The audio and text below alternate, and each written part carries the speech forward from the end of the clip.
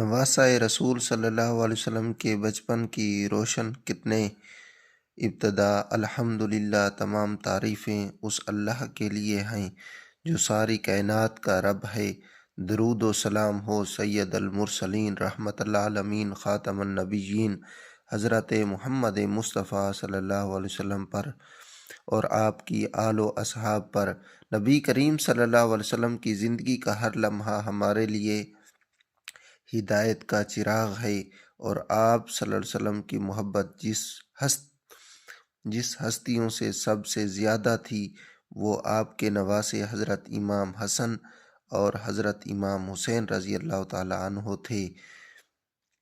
آئیے آج ہم ان مقدس ہستیوں کے بچپن کی چند جھلکیاں دیکھتے ہیں۔ حضرت امام حسن اور حضرت امام حسین رضی اللہ تعالیٰ عنہ کے بچپن کے واقعات۔ نبی کریم صلی اللہ علیہ وسلم کی بے پناہ محبت۔ ایک دن نبی کریم صلی اللہ علیہ وسلم منبر پر جلوہ افروز تھے کہ حضرت امام حسن رضی اللہ تعالیٰ عنہ آئے۔ آپ صلی اللہ علیہ وسلم نے اپنے خطبے کو روک کر انہیں گود میں اٹھا لیا اور فرمایا، یہ میرا بیٹا سردار ہے، امید ہے کہ اللہ اس کے ذریعے دو بڑے گروہوں میں صلح کرائے گا۔ اسی طرح حضرت امام حسین رضی اللہ تعالیٰ عنہ کے متعلق بھی آپ صلی اللہ علیہ وسلم نے فرمایا، حسین مجھ سے ہے اور میں حسین سے ہوں، جو حسین سے محبت کرے گا اللہ اس سے محبت کرے گا۔ دونوں نواسوں کا نبی کریم صلی اللہ علیہ وسلم کے ساتھ کھیلنا۔ نبی کریم صلی اللہ علیہ وآلہ وسلم جب سجدے میں ہوتے تو حضرت امام حسن اور امام حسین رضی اللہ تعالیٰ عنہ آپ کی کمر مبارک پر چڑھ جاتے۔ ایک بار کسی نے کہا، یا رسول اللہ، آپ سجدہ لمبا کر رہے ہیں۔ آپ صلی اللہ علیہ وسلم نے فرمایا، میری کمر پر میرے دونوں بیٹے سوار تھے، میں نے چاہا کہ جب تک وہ خود نہ اتریں میں سجدے سے نہ اٹھوں۔ نبی کریم صلی اللہ علیہ وسلم کی دعا۔ ایک دن نبی کریم صلی اللہ علیہ وآلہ وسلم نے امام حسن اور امام حسین رضی اللہ تعالیٰ عنہ کو اپنی گود میں لیا اور فرمایا، اے اللہ، میں ان دونوں سے محبت کرتا ہوں، تو بھی ان سے محبت فرما، اور جو ان سے محبت کرے تو بھی اس سے محبت کر۔ حضرت راہب رضی اللہ تعالیٰ عنہ کا واقعہ۔ ایک دن نبی کریم صلی اللہ علیہ وسلم کے پاس ایک راہب آیا جو اہل کتاب میں سے تھا۔ اس نے نبی کریم صلی اللہ علیہ وسلم سے مختلف سوالات کیے اور آپ کے صداقت کو پہچان لیا۔ نبی کریم صلی اللہ علیہ وسلم کے پاس جب امام حسن اور امام حسین رضی اللہ تعالیٰ عنہ آئے تو اس راہب نے کہا، یہ کون ہیں؟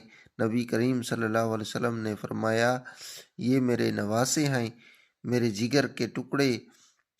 اس راہب نے کہا، یہی وہ مقدس ہستیاں ہیں جن کی بشارت تورات میں دی گئی تھی۔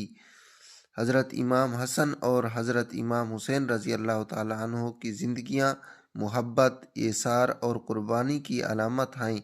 ہمیں چاہیے کہ ان مقدس ہستیوں کی سیرت سے روشنی حاصل کریں، ان سے محبت کریں اور اپنی زندگیوں کو ان کے نقش قدم پر گزارنے کی کوشش کریں۔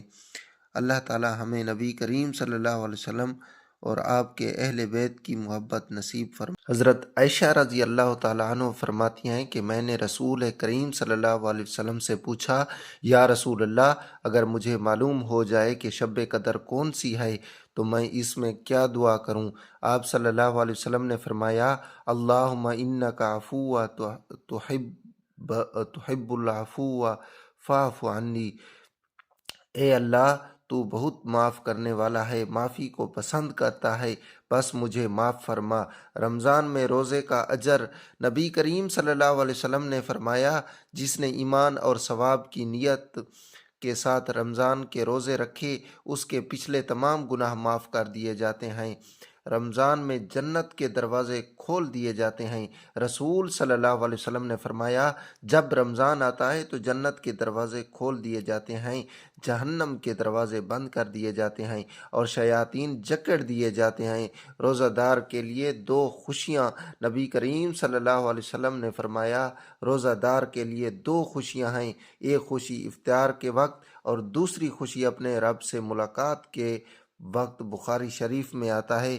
یہ احادیث رمضان المبارک کی فضیلت، اس کے انعامات اور برکات کو واضح کرتی ہے۔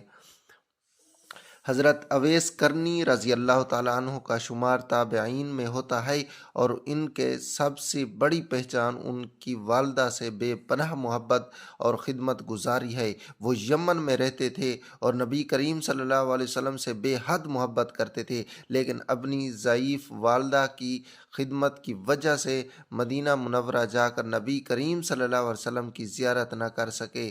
نبی کریم صلی اللہ علیہ وسلم نے اپنے صحابہ رضی اللہ تعالیٰ عنہ سے فرمایا کہ یمن میں اویس نامی ایک شخص ہے جو اپنی ماں کے ساتھ حسن و سلوک کرتا ہے، اگر تم میں سے کوئی اسے پائے تو اس سے دعا کروانا۔ حضرت عمر فاروق رضی اللہ تعالیٰ عنہ اور حضرت علی رضی اللہ تعالیٰ عنہ کو نبی کریم صلی اللہ علیہ وسلم کی یہ وصیت یاد تھی۔ جب حضرت عمر رضی اللہ تعالیٰ عنہ کے دور خلافت میں یمن سے ایک قافلہ آیا تو انہوں نے اس میں حضرت اویس کرنی کو تلاش کیا۔ جب ان سے ملاقات ہوئی تو حضرت عمر رضی اللہ تعالیٰ عنہ نے ان سے دعا کی درخواست کی، کیونکہ نبی کریم صلی اللہ علیہ وآلہ وسلم نے ان کے لیے دعا کی برکت کی بشارت دی تھی۔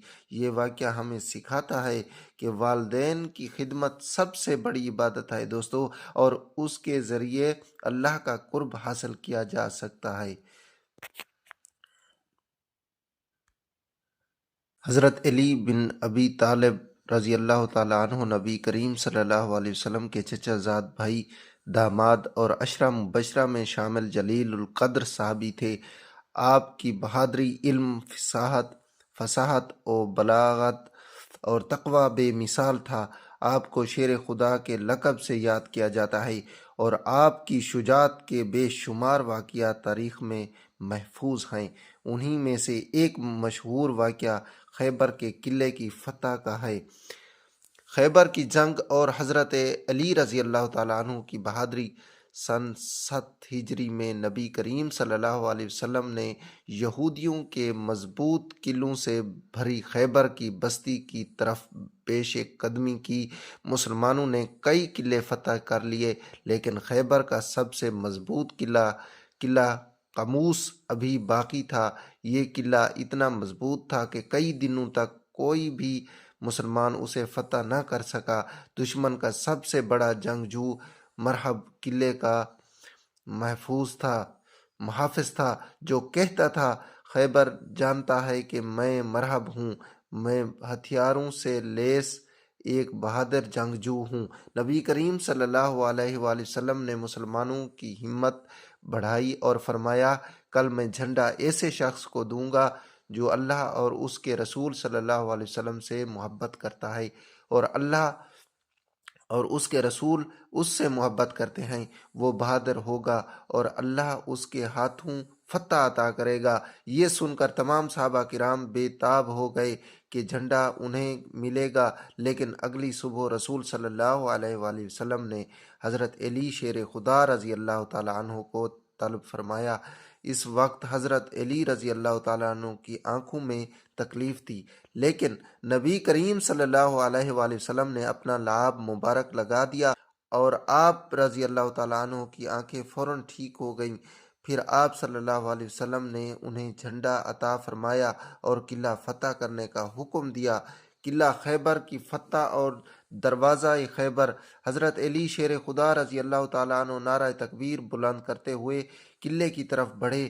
قلعے کے دروازے پر مرہب موجود تھا، جو یہودیوں کا سب سے بہادر جنگجو مانا جاتا تھا۔ اس نے حضرت علی رضی اللہ تعالیٰ عنہ کو للکارا، لیکن آپ نے نہایت جوش و خروش سے اس کا مقابلہ کیا اور ایک ہی ضرب میں اس کے سر کو توڑ دیا۔ اس کے بعد مسلمانوں نے قلعے پر حملہ کر دیا، لیکن دروازہ اتنا بھاری اور مضبوط تھا کہ اسے کھولنا ممکن نہ تھا۔ اللہ کا نام لے کر قلعے کو دروازہ پکڑا اور اپنی طاقت سے اسے جڑ سے اکھاڑ دیا۔